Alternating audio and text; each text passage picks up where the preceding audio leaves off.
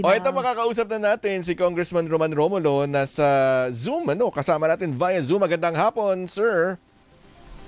Yes, magandang hapon rin, Man, Zandrom, at lahat ng nanonood nakikinig. Good afternoon po sa ating lahat. Ay, kumusta na po ang etong pag-arangkada ng Anti-Political Dynasty Bill? 20 versions yata yan, more or less, Kong Roman.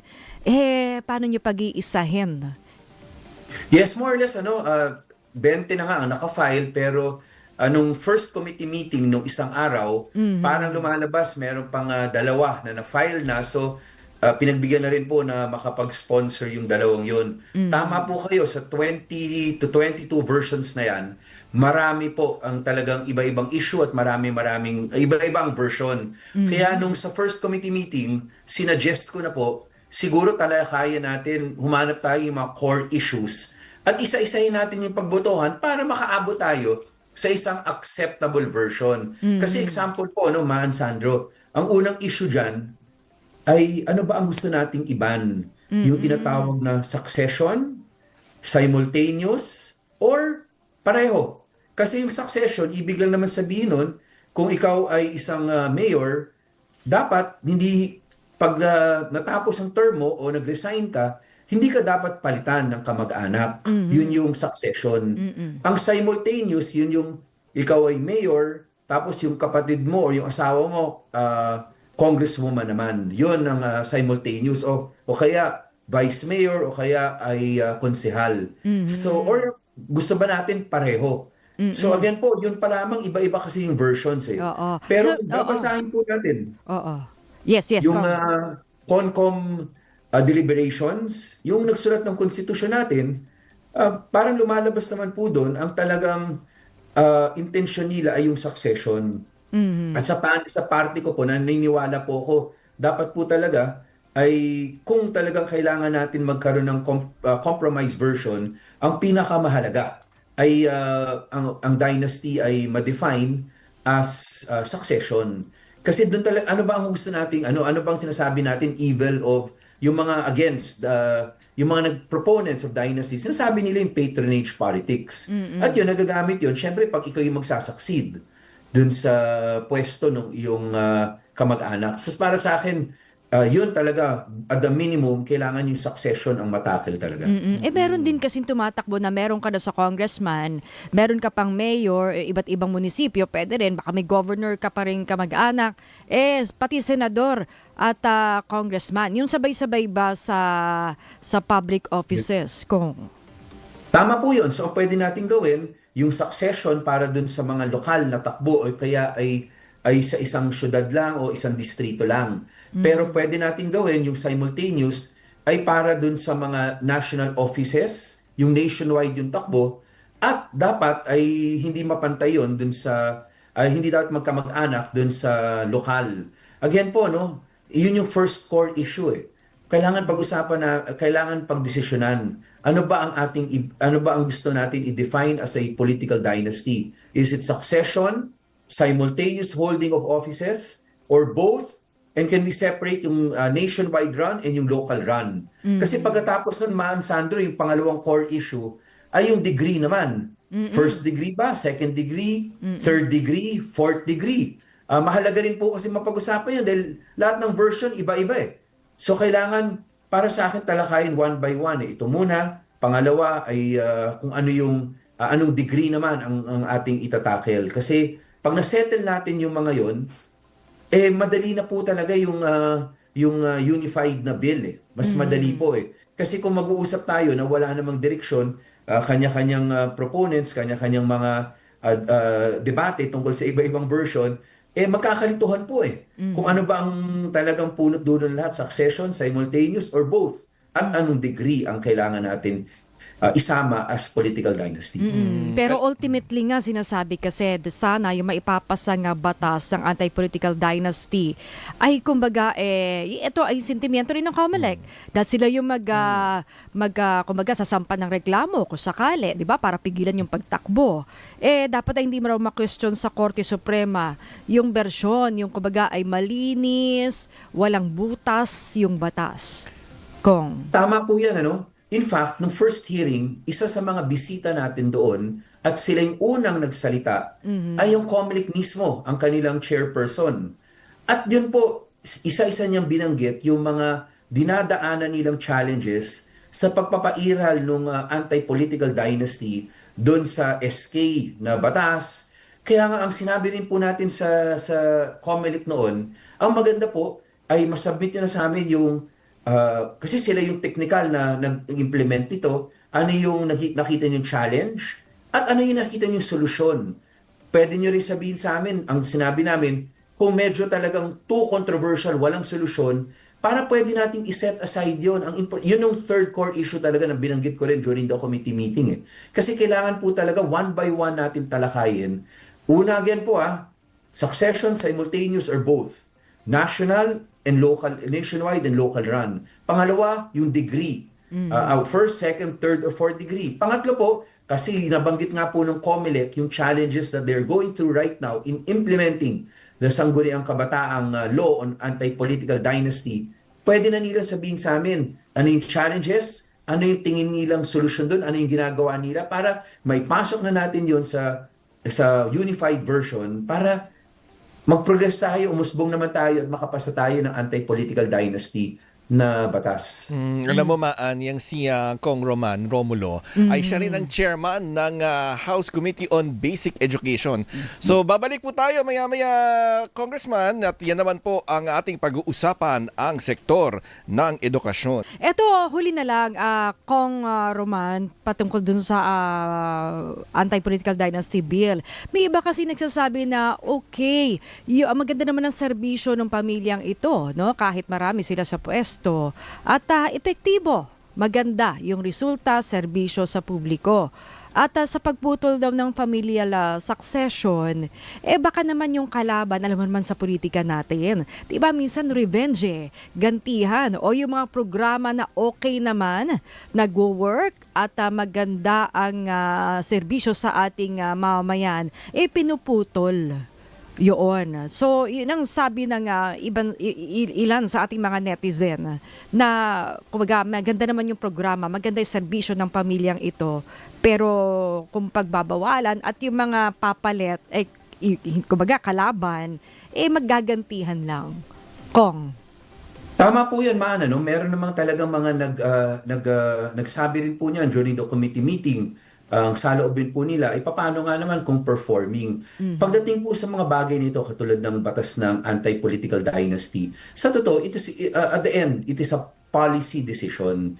Merong positive, merong negative on both sides. So at the end of the day, kailangan talagang i-weigh ng bawat mambabatas yan para tingnan po niya kung saan niya tingin mas matimbang para makatulong talaga sa progreso ng ating bansa, ng bawat syudad.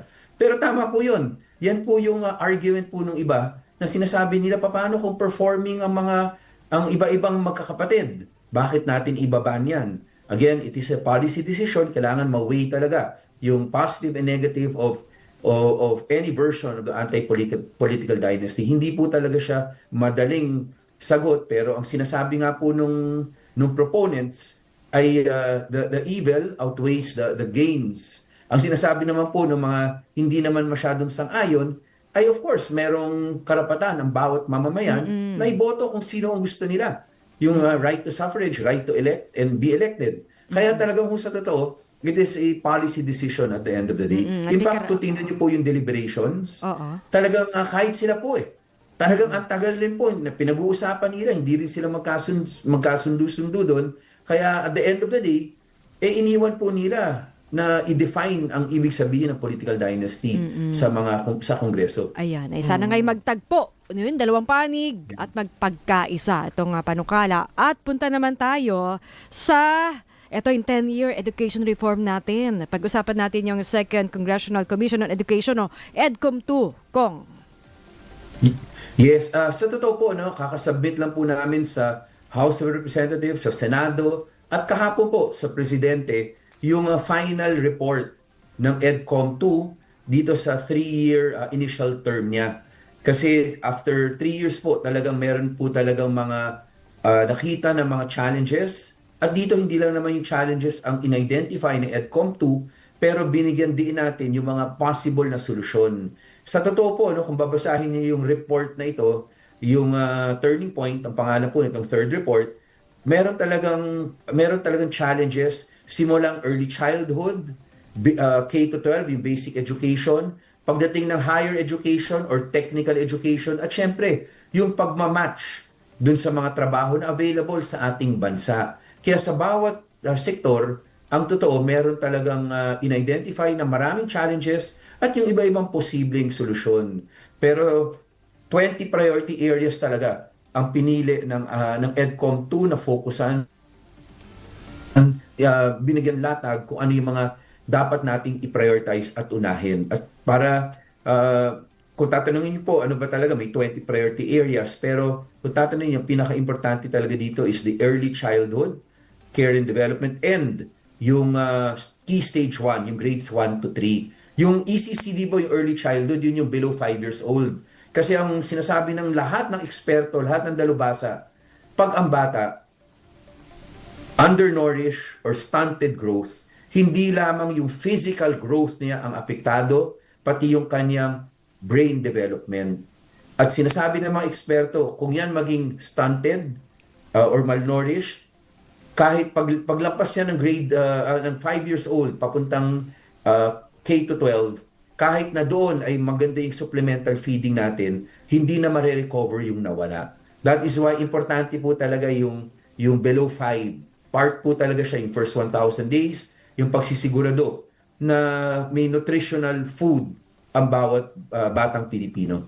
Pangalawa po doon talaga yung grades 1 to 3, yung key stage 1. Kasi nakita niyo naman po, at siguro ilang beses naman na ulit-ulit na throughout the years, talagang based on assessments, whether national, whether local or international, lumalabas po talaga na meron tayong struggling readers. Meaning,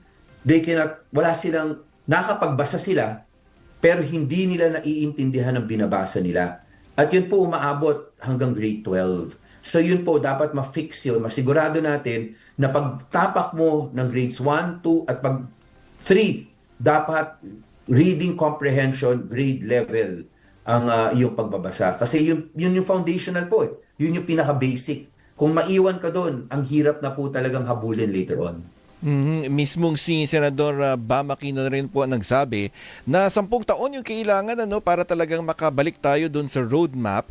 Kamusta naman po yung pagsusulong ng extension ng EDCOM 2? Well, unang-una, I think na pareho both houses have passed yung extension. Nabigay na rin po yan yung enrolled bill, napadala na rin po ata sa Malacanang. So, i-review naman po yun bago nila pirmahan. Merely an extension po for purposes of oversight po. Kasi andi dito na may mga batas na nagawa na. Ang dami na rin pong batas na reform laws na nagawa. Meron pang konti na kailangan habulin. Pero kung hindi mai-implement properly, sayang. Kasi sa totoo, Maan Sandro, di ba may lumabas rin na news report sa EDCOM 2 na sinasabi ng EDCOM 2 sa key stage 1, yung hanggang grade 3, yung yung reading proficiency, 30%. Pero pagdating mo sa next key stage, bababa siya to 19%. Pagdating mo ng junior high school, bababa siya to 1%. Pagdating mo ng senior high school, less than 1%. So sa totoo po, nakikita natin, based on local assessments, yung reading proficiency medyo humihina as you go up. Pero ang bright side po doon, more or less na-take po yung ELNA saka yung NAT 2023, 2024, 2025. Ibig sabihin po kung 2025 yun yung grades 1 to 3, nagka-reforms na po tayo ng nag-umpisa po yung reforms 2020, 2021, 2022 nag-i-implement na po. Ibig sabihin effective po yung reforms kasi may kita natin yung talagang dumaan ng mga reform ay tumataas naman hanggang 30% na yung reading proficiency. Pag tinignan nyo kasi po yung nasa senior high school, ibig sabihin baka nag-umpisa pa po yun noong 2016 o 2016, 2015. So doon pa lang po papasok yung K-12. Yung K-12 nga po talaga, sa totoo lang, yung una niyang version, bago nating na-reform ito, masyadong congested yung curriculum, ang dami masyadong competencies, ang dami masyadong subjects. Kaya binawasan po yan para makapag-focus dun sa tinatawag na functional literacy. Nakakabasa at naiintindihan yung binabasa niya. Sige po. Naku, kulang na po tayo sa oras. Sayang, Siguro po oo. pag-uusapan pa natin yan Susunod na araw. sa ibang pagkakataon. Maraming salamat po, Congressman Roman Romulo. Happy Salamat din weekend, po. sir. Have a good Thank you evening. po.